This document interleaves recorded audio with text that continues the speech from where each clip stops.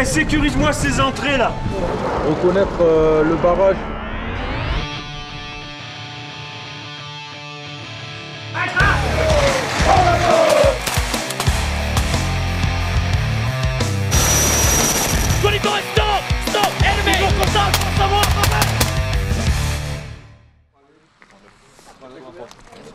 Les écoles de Saint-Cyr-Couëtquidan forment chaque année des officiers de carrière et sous contrat dont l'armée de terre a besoin.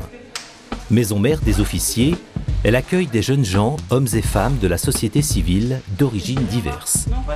Ils sont à la recherche d'une formation académique et militaire de qualité qu'ils trouveront ici.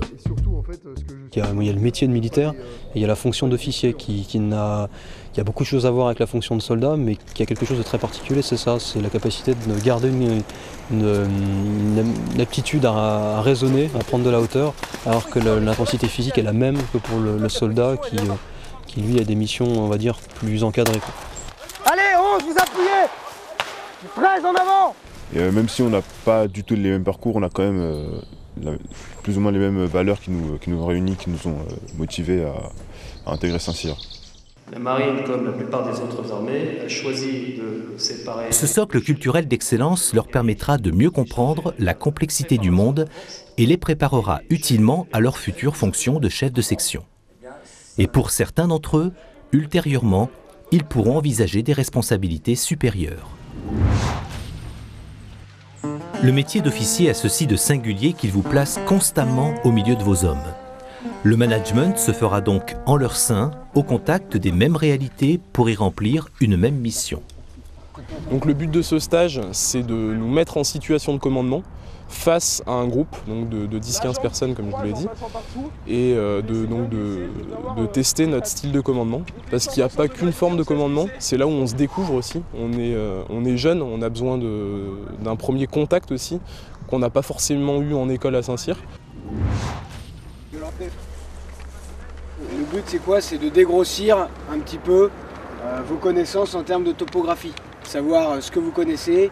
J'imagine que les connaissances sont très disparates entre vous, sachant que tout ça sera complété bien évidemment par les cours. C'est évolutif et progressif dans le sens où on commence par étudier par exemple le combat en trinôme, puis ensuite le combat en tant que chef de groupe, et enfin pour terminer sur celui de chef de section, pour ensuite être amené justement à commander cet ensemble d'hommes, cet ensemble de trinômes, de groupes qui forment une section. On a une double démarche, celle d'apprendre à faire les choses, mais juste après, même quasiment simultanément, on apprend à apprendre ces choses-là. 21, nous arrivons en position. Au-delà de cet aspect de vie, caractérisé par un brassage social important, l'officier gardera la maîtrise du commandement s'il sait être tour à tour un psychologue averti et un formateur pédagogue. Golf 3.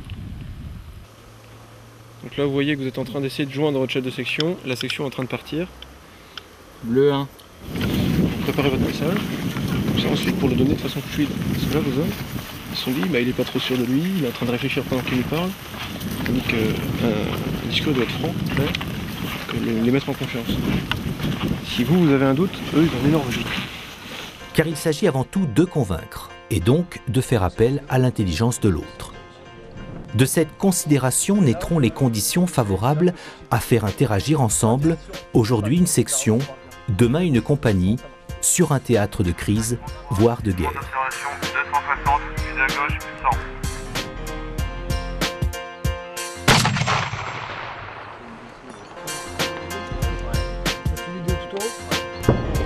100. Juste à côté. Ok, Le futur officier, acteur de la diplomatie, en charge de la gestion de crise quelque part dans le monde, doit bien évidemment se sentir à l'aise en milieu international. If you get into the Puma with the backpack on the two shoulders and you hurt that, you may fall behind. Hello, Davis. Davis, do you know if we can go right now or we have to wait something? Wait. Tell me when we can go. Il faut absolument qu'on garde une capacité à s'adapter.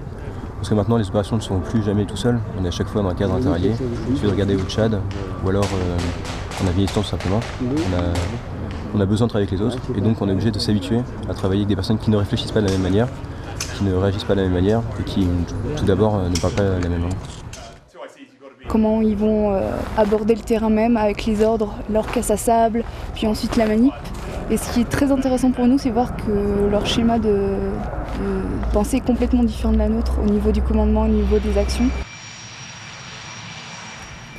Mais au-delà de cet aspect intellectuel, tactique et stratégique, il lui sera demandé d'approfondir la connaissance de soi et celle des autres, que ce soit au plan physique, moral ou éthique.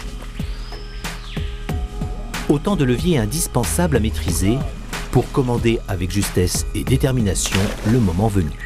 Dès qu'on arrive dans des passages assez critiques, soit sur les pistes collectives, on voit que le rôle de chacun là, est primordial. Et c'est pour ça que là on voit l'importance de la cohésion dans ces moments. Comme c'est très dur, les capacités physiques des gens dans la section sont, j'ai envie de dire, encore plus éparpillées. C'est-à-dire que les plus faibles vont être encore plus faibles, alors que les plus forts vont aller encore plus devant. Donc, chef de section, c'est pas évident, il faut essayer de coordonner tout ça pour resserrer tout le monde vers le centre et avancer tous ensemble.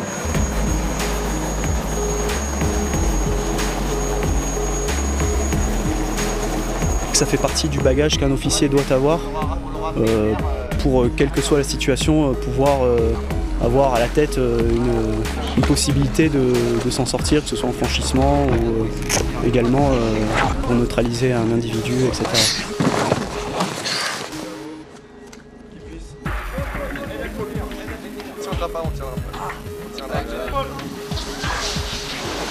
On refait la même chose, on essaye de bien consolider. Est-ce qu'il y a eu des problèmes de taille? Il y en a qui se sont sentis en déséquilibre. C'est ça le problème, c'est les tailles.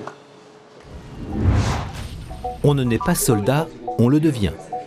Le bagage reçu aux écoles de Saint-Cyr-Couët-Quidan vise à former des officiers compétents, dynamiques et responsables. Okay, what did you answer to question 3?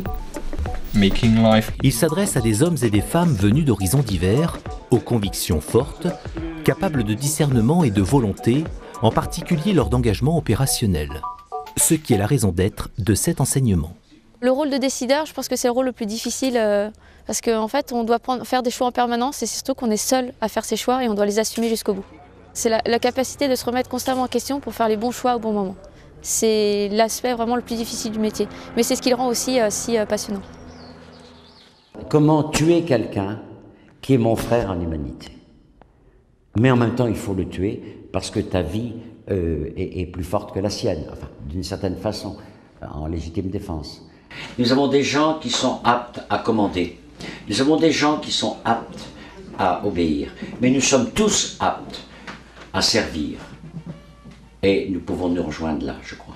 Pour les officiers d'active, la partie académique est validée par un Master 2. Pour tous, ce cursus, volontairement ouvert sur le monde et ses préoccupations, reste un gage d'humanité et d'efficacité professionnelle. Le tout au service de l'intérêt général. Tout d'abord, je voulais être officier allemand, donc de la Bundeswehr. Et ensuite, comme je vous l'ai déjà dit, j'ai une préférence pour la France. On m'a proposé de faire ça parce que j'avais déjà des connaissances linguistiques. Et en plus, Saint-Cyr, c'est un nom qui est reconnu dans le monde entier. Une culture qui est faite de traditions, qui n'est pas simplement pour se tourner vers le passé, mais pour avoir un socle commun. Un mode de pensée qui n'est pas unique, mais qui au moins a des bases communes qui permettent de tous se comprendre les uns les autres et agir dans le même sens, agir dans un sens vers l'action.